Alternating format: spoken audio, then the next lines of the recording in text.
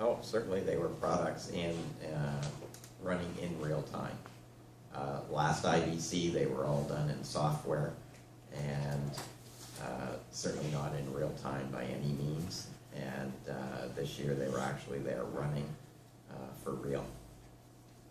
So someone who was contemplating a UHD system could buy the necessary gear to compress UHD1? That's correct. That's right. And did you see any evidence of progress on the other side of it for decoding UHD1 on that compressor? Oh, as far as chipsets, For all right, UHD, yes. yeah. Broadcom, I went into the Broadcom suite. I don't know if you went in there or not. Maybe you don't do the under the hood silicon stuff. But their chipsets were supporting Ultra HD. Do I have a second question? Sure, why not? Yeah. Okay, this is back to Paul's comments about everything software going into production. For example, let's say a truck even that could do that. How much attention is being paid at this point to redundancy issues on use of general purpose computing with say, video production apps on it? It sounds to me like what's happening is a lot of functionality is starting to end up on the same piece of hardware. And in a design where you have separate pieces, you can have a piece fail and get around it. But if you start lumping everything onto the same sort of piece of hardware, you run the risk of having a complete shutdown at an inconvenient time. So is there anybody talking about it? Is there any papers on how you avoid these problems? Well, certainly if you look in the virtualization side, part of that's, I mean, we didn't actually mention the V word here today, but that was a big aspect of the show of anybody doing that type of thing. So in the virtualization process, you're doing that. You're running multiple, not just multiple CPUs. You're actually running multiple hardware boxes in doing that. I don't know. One thing when we even talk about virtualization, one thing that was at the show last year, that's we'll get there as far as taking off is a full virtualized production switcher. And again, you just want to bring up another ME, you just say I want another ME and it reconfigures it right there on the fly. What did you see? Or you get away with, get rid of the whole concept of MEs altogether. I think the virtualization, I was using the word virtualization because I refuse to use the word cloud unless it's about to rain on me. So I think the whole idea of a lot of what you hear about in cloud is absolute hooey, because every time I've sat in on a thing in cloud, it talks about the 5 nines of reliability is everybody's had a failure. There's all sorts of concurrent user issues, and it's 7 to 10 times the price. I think virtualization is much more the language that should be used. You're right, when you get in, there are a lot of boxes that for playout, for production automation, and everything now where you've got everything in it, and yes, if it fails, it fails. But I think as that gets virtualized and goes into blades, big lumps of managed storage and processors, then 50% of it can go away and you lose 50% of it. If there's more than 50% of the people using an application, then we'll start dropping them off in some predetermined order. Virtualization is the way to make it likely more reliable than a lot of the traditional SDI infrastructures. So I think, and like I say, that was the part that I thought I'd see more of that. I thought I'd see X manufacturer who'd been selling me a device with a dongle on it. I thought I'd see that now okay, you can have 10 concurrent users with 100 people lashed to it. And I think there's just a commercial resistance to doing what's technically possible tomorrow. It's interesting too, as you build out all IP, to put in a redundant switch is not difficult. In other words, if a switch goes down, you can have another switch sitting there. I mean, these are all known ways of doing things. So the redundancy side of things, it's entirely possible to build out a completely redundant system in IP as well. The best example is the way the telephone networks have been put together for the last 20 years. If a backhoe goes through a fiber trunk, it rarely disrupts anything. Yes, data things can be different and whatever, but the way the phone company's been architected, it's the broadcast facility of the future will look more. I think it'll have a lot more in common with a telco network than an IT infrastructure, than a traditional, what you'd see in IBM. So one last question. But first, the audience, any more? Greg? Yeah, was 3D stereoscopic dead? Oh, thankfully, yes. Not completely, but Actually, on the list of purchasing things that people went to the show, it was the last one. And it surprised me it was even still on the list. So was there some 3D stuff? Yes, there was. It wasn't hyped as much or anything to that effect. If you, actually in the Future Zone, they had some different technologies of ultra-high def sets running in 3D mode. And they really, really look good in 3D mode, without glasses or with glasses, depending on the ones you had. in Hall 7, there was quite a bit of 3D because it's still alive and well in cinema. So so where you had cinema companies, cinema providing the cinema industry is still alive and well and as active as ever. But in TV, it's thankfully dead as a doornail. Yeah, Included in the UHD spec, though. pretty much. You had a question there? Yeah, Oh, we asked the yes, same the question.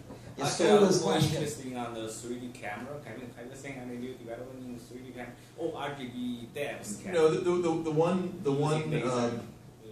what's the correct name for it? It's the 3D technology that everybody was hoping was the single lens phased light.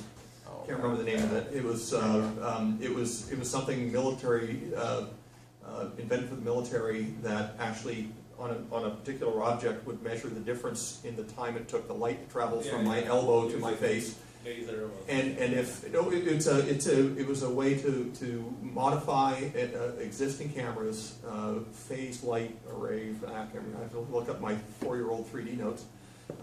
But if that technology ever came out, then you would have been able to collect the regular broadcast and the 3D broadcast from the same camera. But that was the last big thing in 3D acquisition, and I haven't heard anything of it since the SMPTE 3D conference in New York.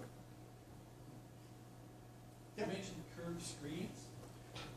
Yeah, most of the yeah, I gave a little thing after CES last year.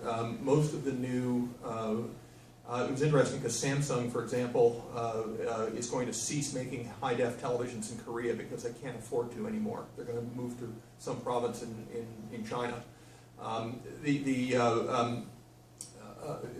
Most of the new sets will be curved, and it makes all the sense in the world as we put bigger sets in smaller rooms. And the curve is very subtle, but it makes a big difference. If you remember the first IMAX serial number 1 over in Ontario Place, you know, without the use of 3D, because you were sitting in the center of a big curve, and when projectors were old and very dull, we used to have curved screens, it gave you a much better sense of immersion. So touted, most of the big manufacturers are touting curved UHD sets going forward. Actually, this You have is a a curved joke. screen? Yeah, no, actually, I heard that it was a mistake in the factory, and somebody said, wait, those curved sets are okay. Let them go. Somebody said. So I have one last question for We you could then. have a curved iPhone 6. Yeah, there's an app for that. There's an app for that, that's right. So my last question is, did you see any non-industry unexpected companies? So for example, a GoPro shows up. Or years ago, Apple showed up and then they went away. GoPro is the most annoying company when it comes to the trade shows like NAB and IBC and Broadcast Asia and all those, because they're sitting there and they've got everybody all hyped up and they're giving away stuff, and anybody that has a booth around them might as well not even be at the show because, you know, every hour they give away a camera or whatever and they're yelling. But anyway, but there's no question, and I'm on the Emmy technical committee, and we actually gave GoPro an Emmy because it's really changed how you shoot broadcasts. Yeah, but I don't want to talk about GoPro. But GoPro aside, what else did you see? I didn't see anything that was cute, per Like se. from a new company, somebody you've never heard of before that's entered the space and it's like, wow, they're eating our lunch like GoPro's doing in low Unfortunately, most of the things that I saw, you know, the hierarchical storage software, which is, you know, wasn't at all sexy at the show.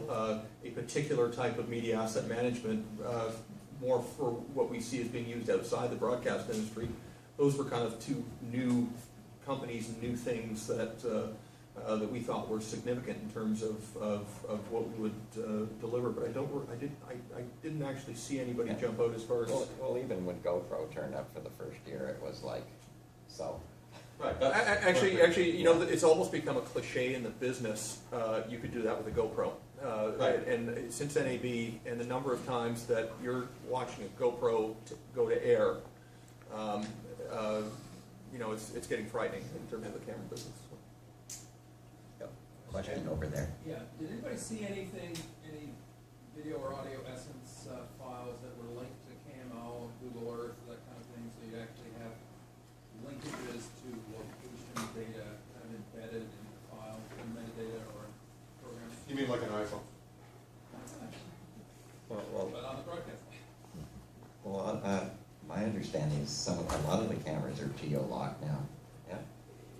Yes, there are more companies, now that you mentioned, there are more companies showing up with, as the social media interfaces start to interact with there are more people doing that targeted type of content. So for example, secondary content. I heard a good example that if I heard one network telling me about their top-rated news show for a week was something about a litter of puppy dogs. And so there are tracking programs that are creeping into the business that will, when you've got your social media interfaces and you're getting that user interaction, real-time calculate what is the most of interest to them and try to do all those real-time ratings and push more of that stuff into your OTT pipes. So there are companies talking about that type of software, and there were some at the show saying that as your social medias, as people are tweeting to you, we can figure out what they're tweeting about. We can go grab content and do real-time analytics to start to adjust your content flow depending on what's coming back and from where. So there is some of that. And again, that strengthens just what we were talking about earlier with asset management. A new company I saw out of Spain had some, really just little cool asset management tools to be able to deal with all the clips you're coming in and social media clips you're coming in. But also they have it tied right into the newsroom system as well. And that's what makes the big difference, not just to have a little app or program that's running on the side. It really has to be tied right into your newsroom system and used. All right then, well, we've heard about IVC. Just like you were there without the red light district and coffee shop. That's Yeah, weird. go ahead, Oh. Greg. One last quick question. What about gyro-stabilized camera rigs? They were all the rage in NAB a few years back. Anything there? No, there's one hall that does one hall that does lenses, camera support, and the only thing I've seen that varies on that is you see a lot more, and I didn't see it this year as much. You see a lot more of the cinema, the carbon fiber, high-speed tracks, the welding robot with the camera on it.